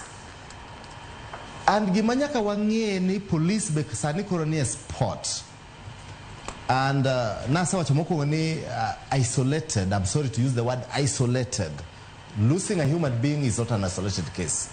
But now police is an isolated case. Nikech ibro ni out of more than 400,000 police officers, nitiere moko mabeyo seriously. Tokoro gini keto sport ne security gi wananchi. Makoro trust moro mancha jopiny nigo gi security koro dok piny. And that's very dangerous. Nikech ka in gi wach moro inyalo konyo tero information, inyalo luor dhi ka police. Ma sirkal nyaka develop strategies mamondo gi restore public confidence to the security apparatus. Mamano nyaka gi team, and I'm very happy. Jomoko luonge ni public relation exercise, so be it. Sani no waneno ka jo regional police ma Nyanza ka no dhi Kojwang. Mano gi team gachon. Moko ma central benya dhi limo Kariuki dalage. They are not public relation exercises geared towards restoring public confidence. Yenyewe gimoro setimore. But mano kanyal stop wananchi from going to the police station mondo gi report case moro manyalo konyo. Gimwange ndi wan gi police mabeyo matimo tije mabeyo kendo gi protector wa wananchi. Wan gi police moko matiyo behind the scene, the cyber security. Nitiyo jamati terrorism, preventing terrorism. To focus wangiyo manager ma deal gi demonstration.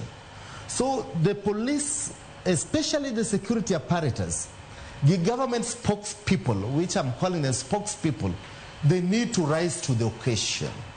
It is not the same environment. One year light citizenry, 1 year light Gen Zs. In fact, the demonstration matimre Kenya ka is highly organized. The demonstrations by the investigation, do what and be an investigator. Gen Z's gine nyaka gi joma go pitch ni mar restore and preserve evidence. To luoro margi ni oginya tero ne court because court ni be manego gi police ni be manego gi. Ere kaka wakelo wa rebuild the trust between security apparatus and the citizenry. Because at the end of the day, there are about sanino makiji police adek, including OCS. Police ariyo manyo nego Kariuki. There's about 5. And police mangeny odong oko chien koni. Mabe timo tije moko mabeyo monego bedi build trust gi wananchi. Because at the end of the day, what are security? E odigo kinyi samwane indo, samwane ndara, samakata wan malo, what are security? To gigi te matimore erode the confidence made wananchi. Koro nego beni ka ne an advisor mar security mar the president. Onego beni kata ntiere press conference kara wuno ka saa 7 kata saa 10. Magelo status account ni yes yenyewe jo piny no demonstrate last year. Changes gi notimre, finance bill no goal, gimoro kamoro government no loki, no timre, and this is what no wasatim. Number 2, police action, then on spot, and this is what we are trying to do. Okininga to be in the name of government spokesman, ne waloro demonstration. No. Onego benegacha ni yes, gi acknowledge, yes. Kaka Isaka san or apologized, yes. No konega bid a press conference, gi police mamba temonono. Number 2, police no apologize. Ni yes, in press conference managimio jopin ni Albert Nogo wiye prematurely negimio premature information negi say apologize. Koro mage monego benegita mo build up to restore public confidence. Ni indeed yes, mistake nyalo timreka mara mara because of inaction, but ntira achiel ariyo adek matimore mondo justice obed ne joma no to be the confidence mar wananchi obedi. Number 3, I want to go back to Gimane Nduku Wacho. Nduku, this thing is structural and okngia gelens achiel. Ingia gelenses mopogoro pogre structurally. As we speak, Governors wacho ni pesa manyonego migi this financial year marumo tarik 31 kor kadhi bedo dispensed to their banks next week. Idwa nyisa ni billions mang'eny midwa or e counties gi mondo gi implement within 1 week. Are they conduits of corruption? Are they structural? Kata bedegine gin gi issues monego gerne go wananchi teria the hospitals Tim Renard to pesa go pod odong Nairobi. Governors wacho ni pesa ni pok odonjo bank. Kor kidwa or sani to account tiloro by 31. So these are structural things we don't just look at leadership. These are issues that compound our country. Unemployment is a national disaster. And I agree with you, Oscar. In fact, when go bed declared national disaster, or Kata Kenya, Europe, US, tontiri social safety nets, manyaka major pain. Why agree? Major pain henyore. Out of the 4 trillion budget, what are the social safety nets? Oh, watching it, yes, kazi mtani, billions, moko ket kanyo, nitire moko monego keti, uchumi odogi, social, for short term, mondo cushion the wananchi. Then one give medium term, then one give long term. To kwanyal bedo ni what do I solve these issues? Kwangyo one lens only. So all these issues, nyakawa address gi amicably and all the spectrum. We have security challenges, we have economic challenges, we have even the political parties challenges. Gen Z Sani Osebedo hijacked, the process has been hijacked. The social movement objective was to, number one, reject the 2024 finance bill. It was rejected. Goalpost does shift. Ruto must go. Was it part of the objective of the social movement of last year during agitation for economic reforms? No. This thing has been hijacked by the political class across the political divide. But it's a wake-up call. We don't wish it away. Gini enadola maduong makokwa solve. 2027 is coming. Nyalo made our country bedo unstable.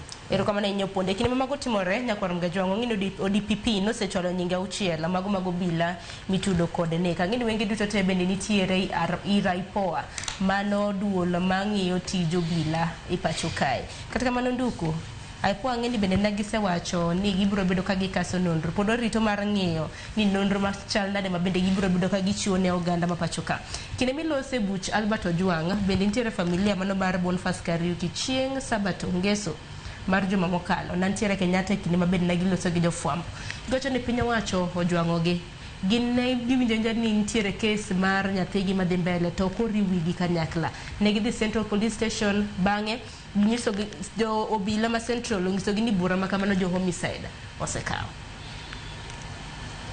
ngeni wach Ojwang gima Isaac wacho mano en mana one area my investigation emanyo bedo finished ngeche ni investigation ginyen ma Central to Kenyatta to Thomar Albert koro akiani lead investigator makanyo mane kama gikie or nitie kama gini nookie nitie strings mapodi kodonjo ka to mana to abro weyo mondo wanen gi conclude nane nikeche problem one ma I'm glad kenda nyalo wacho ni jika na ngiso ji ni gima paro ni DIG gima nyalo tere woke na political demand to strings malongo to den conspiracy or bedo ni jok mane tiyo no luore but you in excess of their working line. But Gimagimi are not any manner from Central to what they are alleged to be in Ilona Sultan Maginin Pagadi. To good work a Terry City Mochari. Mane the result Magigolo. Podo Kenny Dipa Enya. Mapode Wanyalo, a proper investigation has been done. proper investigation poko tim wacho ni pod gidhi nyime. Let us see kama gibro gikie. We don't want to comment now. Wanyalo interfere kodo. On account mar case mar jo Central manyoro mama chawacho, indeed adier case nyoka ujo homicide. So jo kanyo guide gi properly. En mani gini manyoni gi take action mondo gidhi. Nitie mix up moro ma neno kuom owado makisumu. You know, when you are a good programmed officer, ing'eyo ni jodala nadwaro yien, an go subtanda par pesa donjo kawuono, pod ywak ni pesa donjo moleo kosi dwaro yien itero. Iyan tie gik moko mawer mi leaders, gik moko maonge tiendgi. Iwinja, ndara nonego pa, in go contractors ma already no bid, they are there. Pod irito no pesa idwa no pesa biro maleo kosi tijine ma flag out. Ingen tie gik moko mawer mi ji chance ma kwalo pesa. It's either they are working or they are not working. And that one is something that must be forgotten completely. Leadership mar Kenya nyakariere giyo madiera. It doesn't matter when pesa comes in. Structures are there. Don't you go to the office every day? Don't they eat allowance? It doesn't matter pesa nunitie kwa donji bro migi. Salary spoke jo chamosani. They will pay through the bank. You see, that is a way of my equal of pesa kind of moko do winjo. Gik moko planning are there. And you give a meeting pele. Karagiberu a meeting magano. Karagil go offices go kapezu bira gibe to get work pesa mundo. You see, let us be sensible in our discussions. And number two, problem my youth cannot be solved with employment only. Sharon, that is out. And waiting now actually ni go kazi ya mutani. Samitero ngamani gidigiri koro iwecho. O iwe mtaro. Ngano podi yeko wanga kudi. Kosendo kori solve problem ni kejo ida lofaja. You see, let us just agree ni one manyako rectify in our education program. We're very creative. Nikech education ku educate maber bujo ido degree mang'eny. They will formulate companies which will absorb many people. We'll have research institutions. Iwinja. Wabere jonga somo aketo malo. Waketo somo malo, people will do research in those institutions. People will earn money. People will be innovative. Kazi mtaani yene na a question moroma wacho for what to do. Nikiji do talk nyal kala with the university you do talk nyal you better proper education. But okwanyal kete na big thing menyaka watim. You understand? And gi mang'eny ek nyalo rie piny. Ng'ato dak maber, ochiemo malong'o, kotuo thiedhore, somo no malo. Nikech somo brings all these things manyalo tieko these problems. To ka somo ni wadwadeyo, kamwadhiyo onge Sharon, I can assure you, whether we caution everybody 10 years, kata president manu biro kin wa blame. Gimwa warang in education, nikech kwa bedo gi education ma proper, we'll have engineers. Waso neno kata nyithindo maloso gik moko maginyalo uso back cheaply. Like in China, where you are told, no, mine slim per day, mine slim per beach, mine may choice and money. That one can happen here. But mano kunya biro through kazi ya mtaani. Mano nyana biro through education. So let us agree. Problem wanna go. But do we have leaders who are proactive for the country to move forward? Kosekdaka leadership in marriage. Our chief executive. Okonyala identify an institution. And then Facebook was just innovation mar Harvard. Today, don't get any communication around the world. Students are not innovative. So, if we encourage education, we can do more. Nyithi wanyocha chiemo kae maberi wachimag mutandaoni. Instead of thanking them, no, gibere joma creative, one other taxi. You see, those are the areas manukela problems. Kigimangata wajon ana fight with my own mind. Why should the government tax me? Why can the government just help me out to build more? You see, you appreciate and you build. Mago gikma education emanya luchiwo. Sanidonyo, we would have been doing a lot of research. To me, I don't know why. Why security? That's what you investigation is not complete. The investigation much better child go are from station to Bagadi to city mortuary. Chanzo won't put Nyakagenon, and they must find out how it happened. Ereka investigation not him on the family chobet thuolo. Na bagimadu anamed mogik. Enia okine gimokado weka wacho wadwa ni wacho Safaricom. Wono jwang no nwango pesa complain no koyudo. To owache ni pesa okinyago lisimba kiduoko ni kopoko penya. Ani mi orona. Okinyal golo pesa isimba kiso orona kapoko pe. Matende ni wacho no riambo koso. Either way, kada Safaricom benyal better wrong. So ingeni mami on kada security should be thinking. Really, which country went here?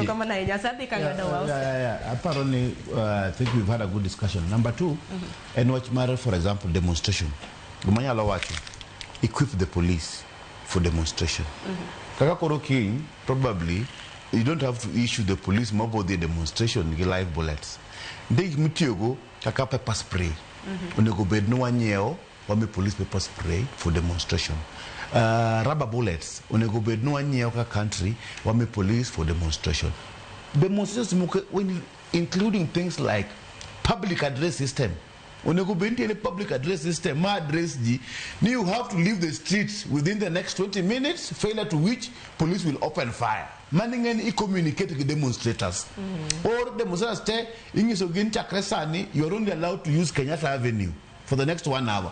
Because communication needs from the authority to control demonstrations. Elsewhere. We can borrow these things. Because what the demonstration ni Chal Mar Kenya wa. Temo miangisi ni onego bedigi gumaruko nonde ko bill mar demonstration. We need to put it parliament nego dio petition. Kapo ntia amendment ko beniti mone to give them the mondo demonstration be regulated. Issue mara kazi kwa mtani. Nduku guma discuss kike simplify into a kazi kwa mtani. Ana discuss milongo ni unemployment. One of the two issues. Develop unemployment the underemployment. Underemployment and Sharon, any PhD holder, to Sharon Yarona you teach Marbedo, a journalist for example, or a broadcaster. To engamono go bensa mitio Ramogi kai kucho pugodi amutu the Ponyo University of Nairobi because you also hold up a PhD. Wawacho kama wawachi ne kazi kwa mtani. Wawacho ni unemployment in all sectors. Sechema wakelog milungo na affordable fertilizer. Mani create employment nga matimo agriculture egwenkucha. Seche mitimo murokata mwache ni kelog affordable housing go. Create employment ni mnani masons. Create employment kazi kwa mtani. Kazi kwa mtani and piecemeal makoshon. Milungo ni social protection. Kata milungo ni seche moko kwa wacho bakako radiko kindiki yiriti mogu milungo ni empowerment programs. That empowerment programs we will be able to discuss with them. Empowerment program, the Mokodan Mondo quit and handout. Okay, handout. Agisi, even applying for jobs is too expensive. Do I teach? Niket nakanga to get transport, nakanga to go photocopy, nakanga to the ESCC obedi and help bed. It was documents mangen. Mondo correct apply teaching. Korokara apply for job is costly.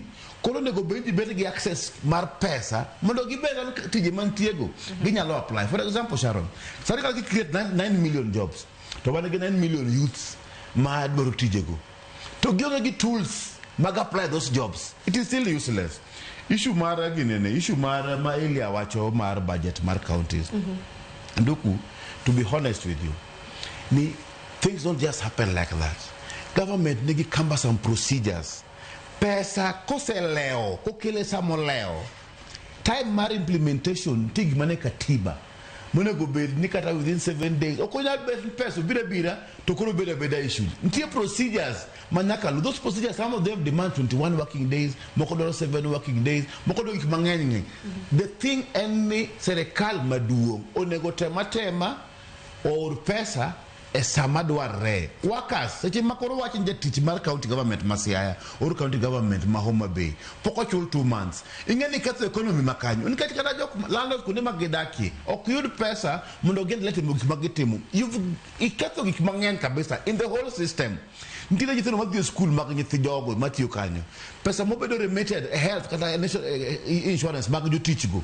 The whole system, when those monies delay, okay, just one thing. It erode a whole system, erode the economy, duke loro, rent si loro niji nikech pesa oleo. Koro the best thing, watch mar national government delay pesa ma county government should be something of the past. And no kono brama bit kai no discuss again. Just send the money if you have the money. Don't hold the money for no benefit. Nikech koro watch ni euro pesa bank 2 months. Ingin kada chunyi be chido ko tijino. Koro problems dire mangai taparo ni ok snippets. We can sometimes blame. Kata watch margin, watch mag police brutality. And this is a global problem. Sometimes when we just blame it on the president, and we know, no one called IG ma independent. One called IPOA should be doing their work. One called police, OCS Ma Central Police Station, should be managing that station. So sometimes when we blame it on the chief executive of the country, sometimes it is too much. Okwame this independent. One parliament, put that government accountable.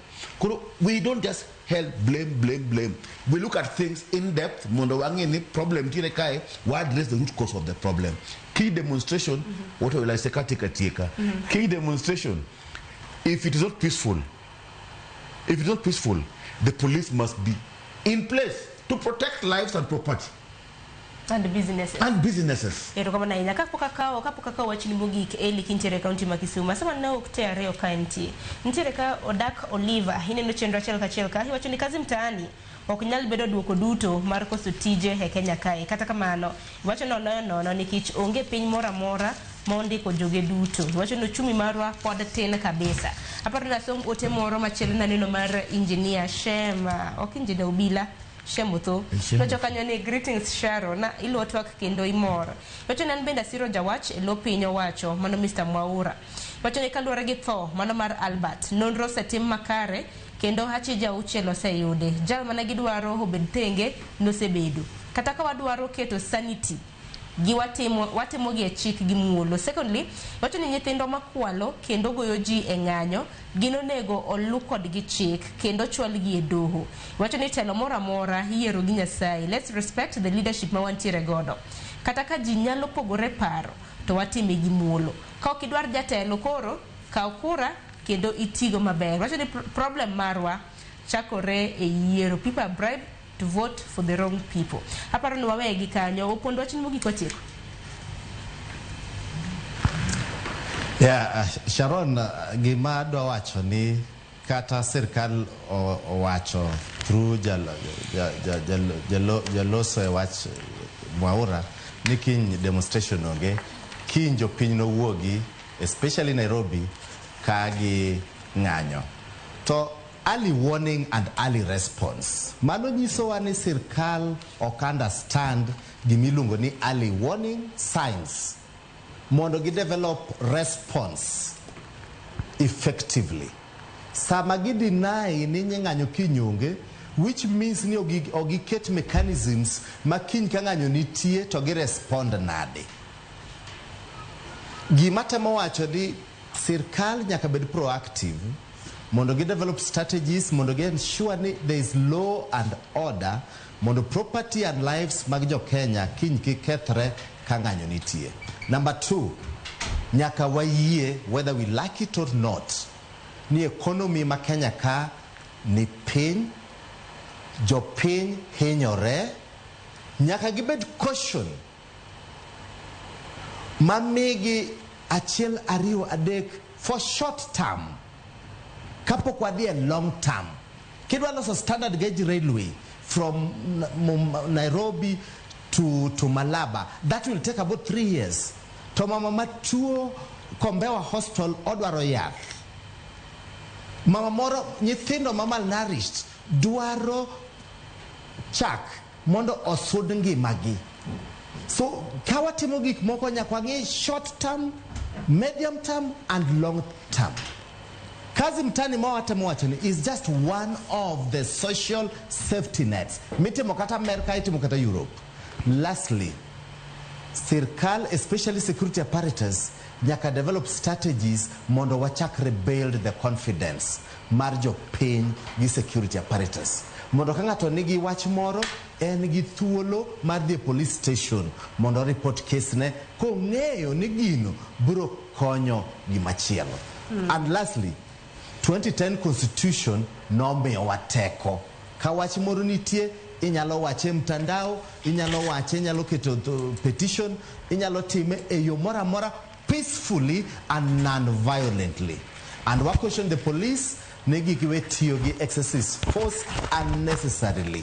Although police oyene tiyo gi excessive force, but they should not use excessive force unnecessarily. Erokamano ahinya. Dakika seconds per day nduku nikichaparo ni nino kanyisi wachin mugi. Ananya na kwa jopiny ni we are a good country. Weche magitimo bende ber, but ka waneno ka we are convinced gi gik matimore, it is good for us to also support. Wach ma jenzima kiny en ni gima bende adwa wacho ma wadwa wacho. Police will develop system. By today, kingi wacho no okay. What you this time to this time ma demonstration timore. Waku awadwan mundu ngisi wa yore muwothe ko tamre kai mwamiu. Okukal okudhi mbele. Ka kiny mano kalo, we can now talk on something else. Then we have had a successful day. And katika let everybody be responsible. Sharon must be responsible. Nduku must be responsible. The police must be responsible. Government must be responsible. The Gen-Zs must be responsible. Kenya is ours. Okang wadar kai. Koroki kwa kethi. Yes. Erokamano ahinya. Gunu erokamano ahinya. Tule mongadawa Osco Mondi, Tom Nduku, Kanyakla kod Elio Pondo Kintere County, Monoma Kisumu. Na koronga jongo te magibena neno sa ngadawa hen manani bende chenro podi e lach nikech bangma chenro mar mbaka oromo chako nikech sade koseromo mano mar ukinyi adaro weye lwet Cleophas Oluoch kanyakla kod Joyce Oduor ma bende biro bedo kata ye chenro mano mar mbaka oromo. Rituru masani nyinga Sharon Ongao.